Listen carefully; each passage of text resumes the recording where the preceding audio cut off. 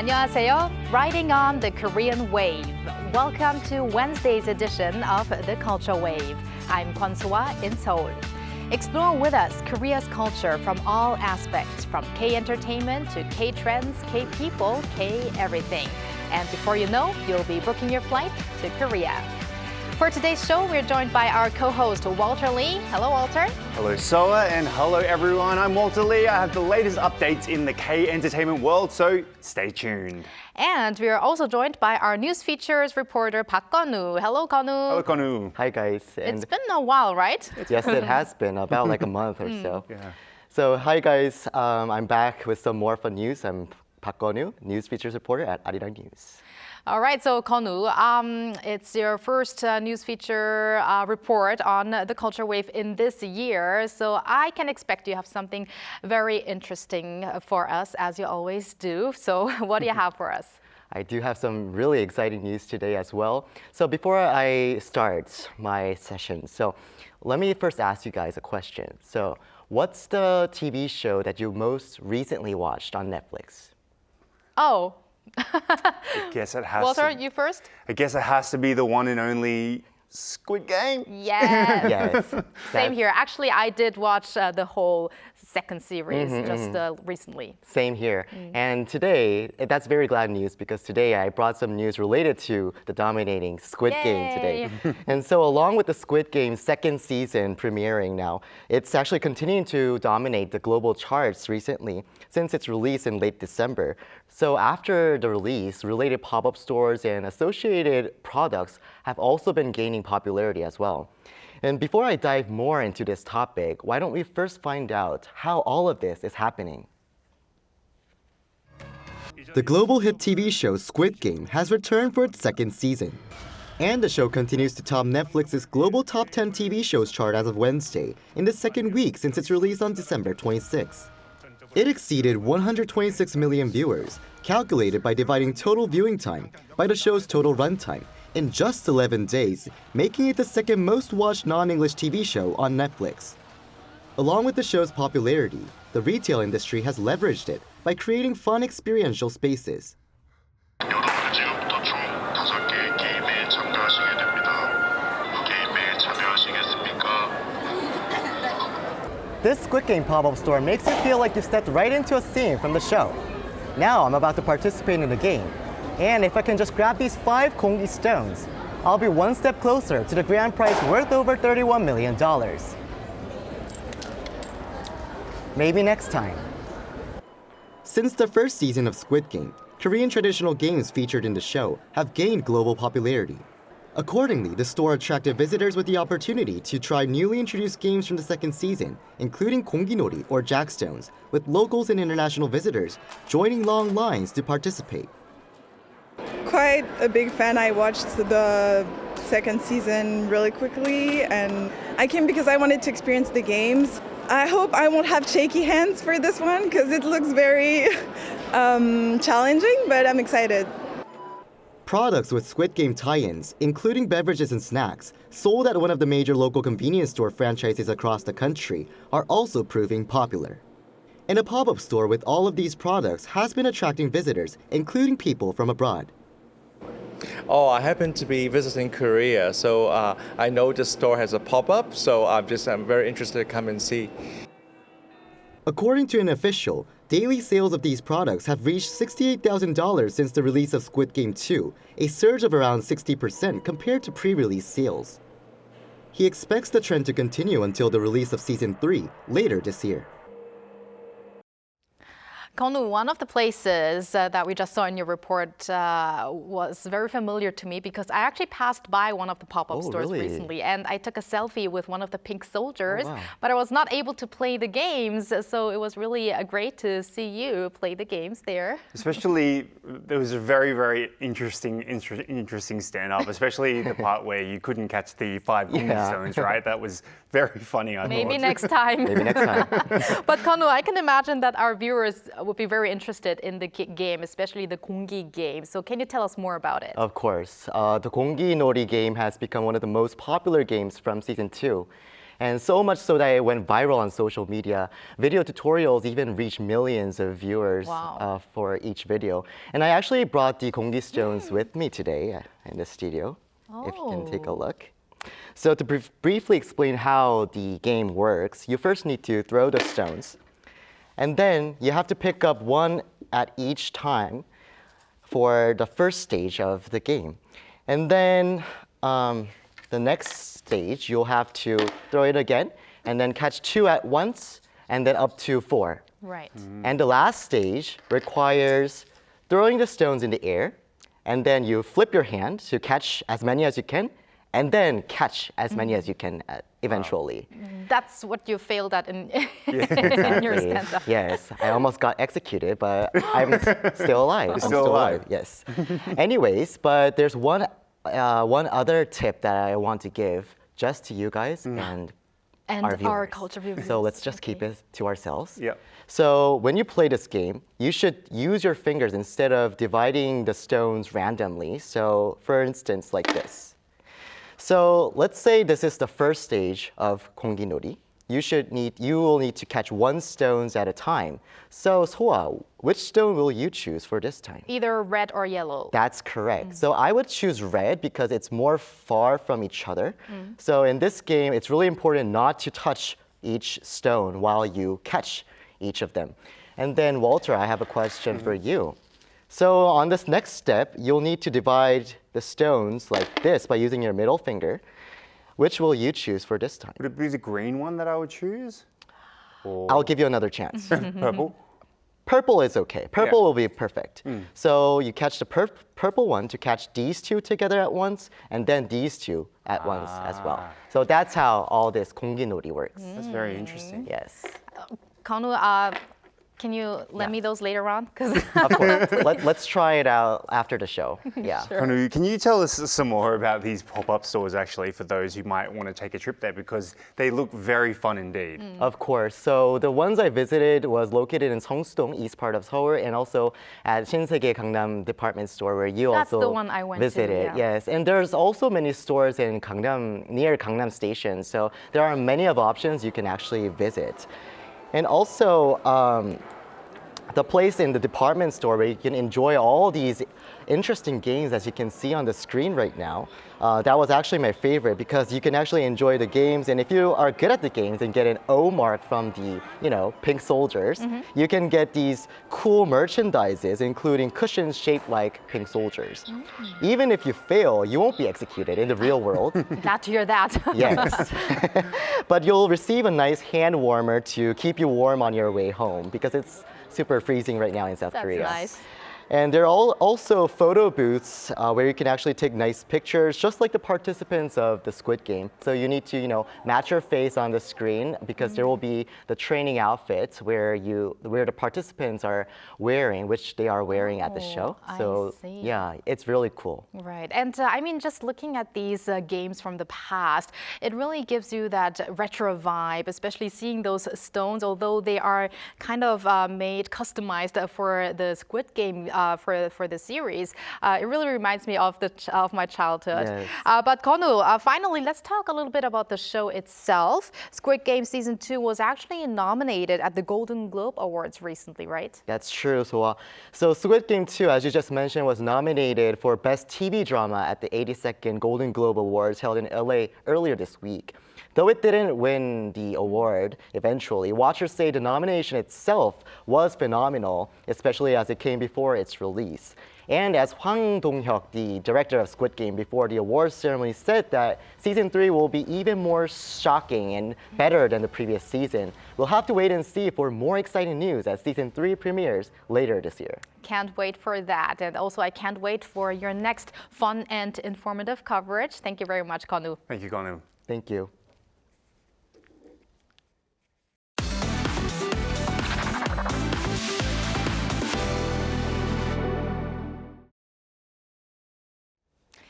And now time for K Entertainment News with Walter Lee.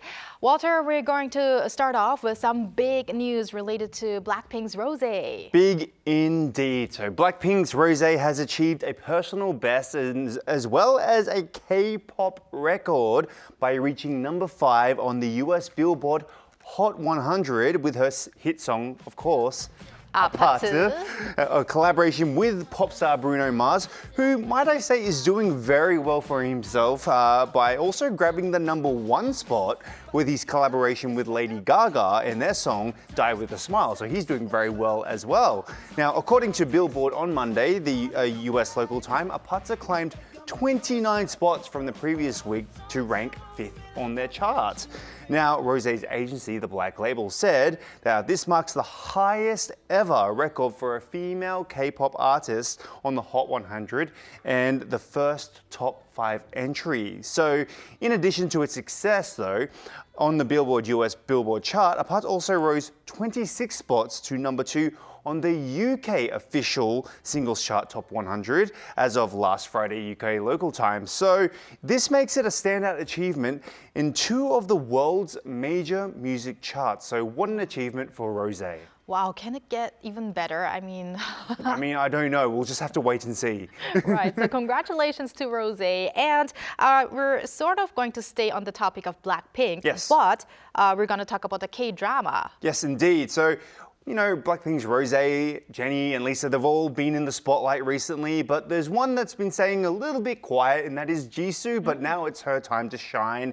And the 4th member of Blackpink, Jisoo, is now coming out with a K-drama that will take the zombie genre into, let's say, a whole new direction. Now, a production press conference for the Kupang Play series, Newtopia, was held in Seoul on Tuesday. Now, attendees included the director Yoon Sung-hyun, as well as the actors Park Jong-min and also Jisoo herself as well. So Newtopia tells the story of a soldier, Jae-yoon, played by Park Jong-min, and his girlfriend, Park Jong-min, as well as his girlfriend Young-ju, played by Jisoo, and as they navigate through a zombie-infested Seoul to reunite with each other. Now, director Yoon described Newtopia as a nod to traditional zombie films while embracing new elements, saying that since the 2000s, zombies have sort of become fast and terrifying. Now, classic zombie films featured slower, sometimes humorous and endearing zombies. And I think it's time to revisit that charm, and Newtopia reflects that. Now, I'm really looking forward to this because I love my zombie movies or zombie dramas. So Newtopia is set to premiere on February 7th at 8 p.m. on Kupang Play. I'll mark that on my calendar. And I have to say, in many Korean zombie movies, zombies are very fast. Yes. I realized. So this is going to be interesting. You think of like Busan-haeng or Train to Busan. Yes, that's scary. Well, last but certainly not least, we have some news for IU fans. Yes, we do. So IU, she obviously had a massive year. We've talked about her a lot last year. She had a massive 2024 with her first ever world tour called the Here World Tour. Now, Here stands for H-E-R-E-H. Hypnotic, energetic, romantic, ecstatic, and heroic. However, IU is actually not quite finished yet, as she plans to close this chapter of her tour with a concert film titled IU Concert The Winning, now which is set to premiere in theatres in January 24th. Now, this film vividly captures IU's 100th concert in the Here Encore The Winning, which was held on September 21st and 22nd of 2024. Now, IU's concert will be available in all formats. This is including 2D, IMAX, ScreenX, 4DX, and Ultra 4D, which is actually a first for a concert, like a concert live film. Now, for fans known as the Yuenas, the film will opening week will feature a variety of on-site events to further amplify the excitement, so make sure you look out for that. Much of IU in year 2025 as well. Of course. Well, thank you very much for those K-Enter news, Walter, and stick around. Will do. And now for other culture-related news, we turn to our AI anchor, Ari. Welcome to the Culture Wave AI News. Let's get started with today's top story. An 1817 world nautical chart created by the British cartography firm John Thomson Jr. and Company will be displayed at the Dokdo Museum, Seoul. The map, which highlights major global shipping routes, labels Joseon as Korea, and the East Sea as Gulf of Korea. The Korea Strait is marked as Strait of Korea. The Northeast Asian History Foundation emphasizes that these designations provide evidence of historical recognition of the East Sea as Korean waters.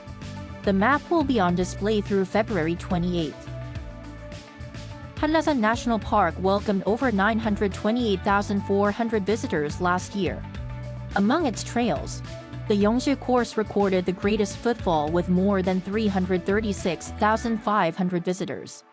The Yeongsil Trail, stretching 5.8 kilometers, is the shortest yet widely regarded as the most beautiful of Hallasan's trails. The daily number of visitors permitted on the popular Songpanak and Gwanumsa trails is currently capped at 1,000 and 500 respectively, as part of efforts to protect the natural environment. Gwangju County of Jeollabuk-do Province will kick off a 3-day festival this Friday, celebrating its signature dried persimmons.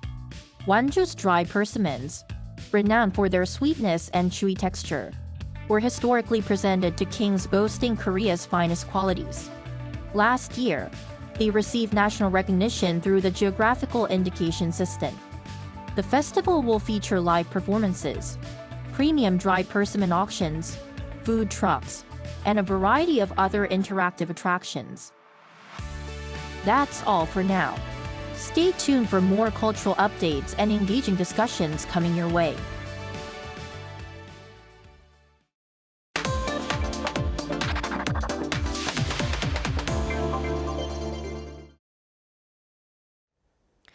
Every week, we connect live to a correspondent to fill us in on K-culture news in their respective countries. They have been selected based on their love and interest in Korean culture. Now, today, we will talk to a K-correspondent from the heart of South Asia, Pakistan. The country with the 5th biggest population in the world is seeing more and more of its younger generation inspired by the Korean wave. We are now connected to content creator and YouTuber Majid Mushtaq. Hello, Majid. Hello, Majid. Yeah, hi Soa and hi Walter. First of all, Happy New Year and good afternoon. Yeah. Thank you. Happy New Year to you too. Now, Majid, please introduce yourself to our viewers first. Tell us what you do and especially what you do in connection to Korea.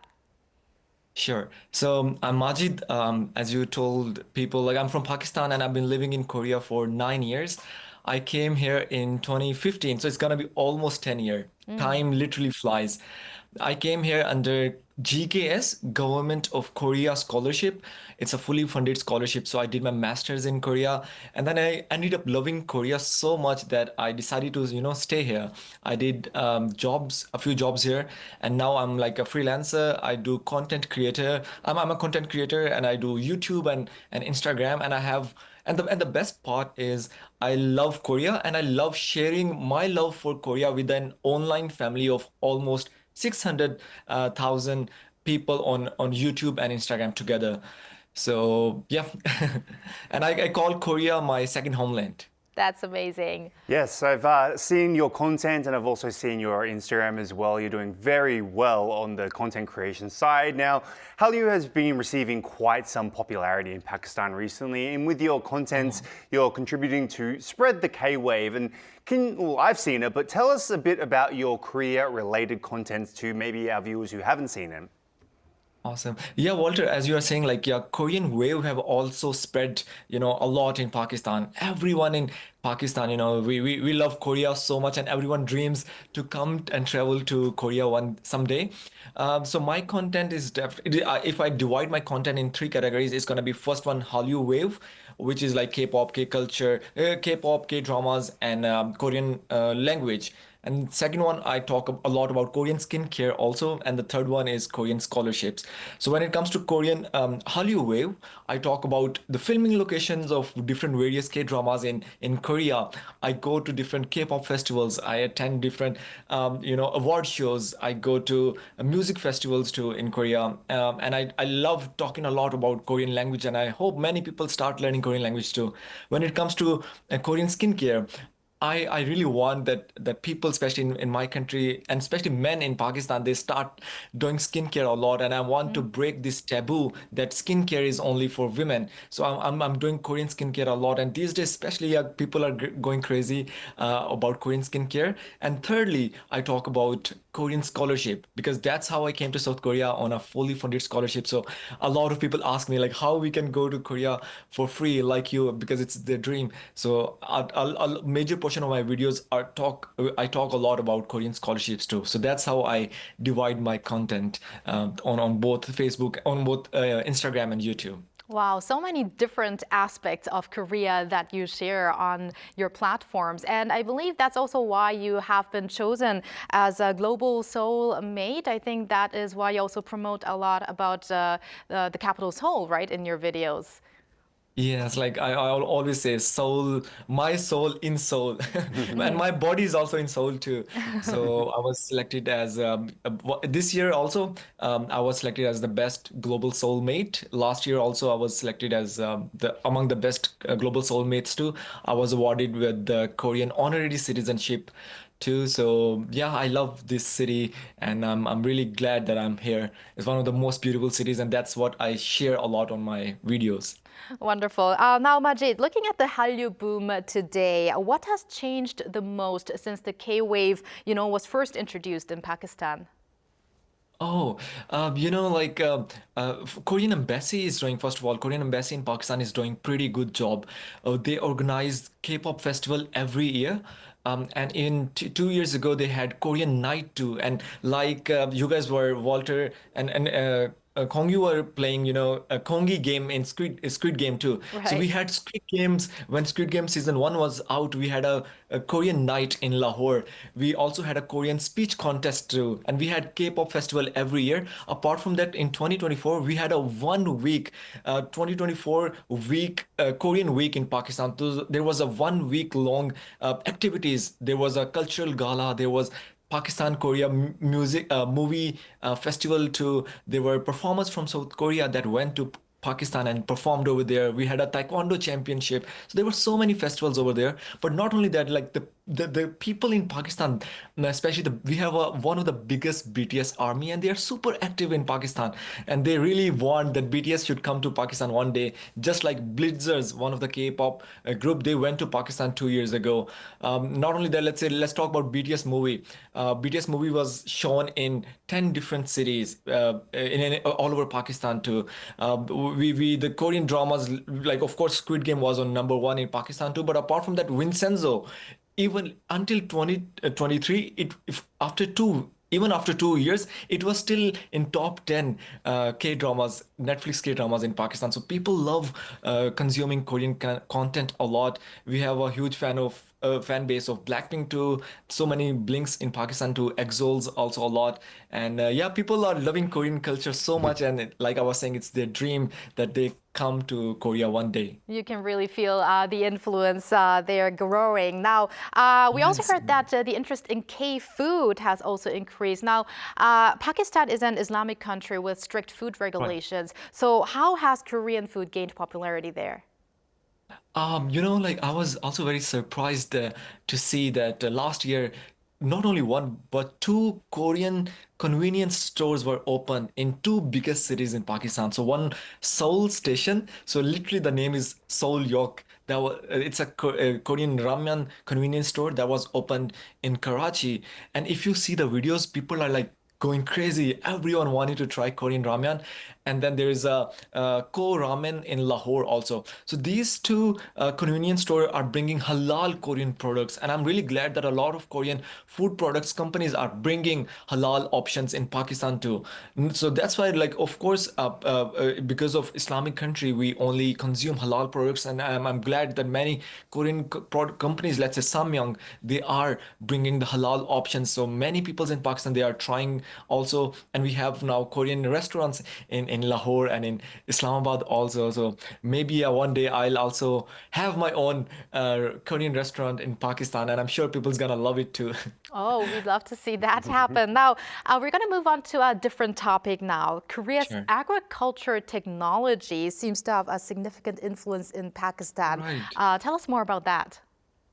Yeah, so we talk about, Hollywood, we talk about K-dramas, K-pop, and Korean food. Korean cosmetic, let's say Korean cosmetics are also very popular. But not only that, Pakistan is taking help from Korea in livestock and dairy and agriculture department too. For example, Pakistan, I was really surprised that both the countries have invested $2.5 million each in agriculture sector in a way that Pakistan is importing some technology from South Korea to produce disease-free seed potatoes. I was like, wow. So now Pakistan's gonna, because it's an agriculture country, so Pakistan will have potatoes that are kind of resistant to different crops diseases. Not only that, very soon we will be having cows in Pakistan, where we are taking, Pakistan is taking some semens from a specific breed of cows in Korea, and then we are bringing it to Pakistan so that we can increase our milk production capacity. So I was like, wow, both the countries are doing pretty well, not only in K-pop, K-drama sector, but also in agriculture and livestock sector too. I was like, oh, wow, that's something not many people know right now, but I hope many people should learn about these things too. Yes, that's actually really amazing to hear that there's a cooperation between the two countries for agriculture. You don't really hear about that very much, and it is an amazing development between the two countries. Now, do you expect the Korean wave to grow bigger in Pakistan from here on? And if so, in what sectors do you expect it to grow? Okay. Like my family came to Korea 3 months ago, and when they were going back, what was the thing their friends and their other relatives were asked them to bring with them? So 10 years ago, everyone would be asking like, please bring me Samsung phone, or please bring me some LG smartphone or something like that. But now everyone in Pakistan was asking them to bring Korean cosmetics. So literally we had to spend almost 500,000 won at Olive Young when they were going back to Pakistan, because they had to bring so many Korean cosmetics with them. So I'm really positive that in near future we will see a lot of Korean cosmetic companies exporting their products in Pakistan too. So there's still a huge potential in Korean cosmetics in Pakistan. That's one of the things. Another thing, the Korean language. A lot of people in Pakistan, they're learning Korean language, right, because of the K-dramas and K-pop. So I'm sure a lot of Korean language academies gonna be opened in Pakistan, and we already have a university, a national university that offer a degree in Korean language. But very soon, I'm sure we're gonna have a lot of academies in Pakistan that will be teaching Korean to Pakistani people also. Well, that's all the time we have today, Majid. Something tells me that we're going to keep talking about Hallyu in Pakistan with you. So thank you very much for today. Thank you so much, Soa, and thank you so much, Walter. Thank you. 새해 복 많이 받으세요. 새해 복 많이 Thanks a lot. 받으세요. And thank you you. very much, Walter. We'll Thank see you Soa. next time. See you next time. And thank you for spending the past half an hour with us on the Culture Wave, and hope you join us again on Thursday at 2 p.m. Korea time, and maybe one day here in Korea.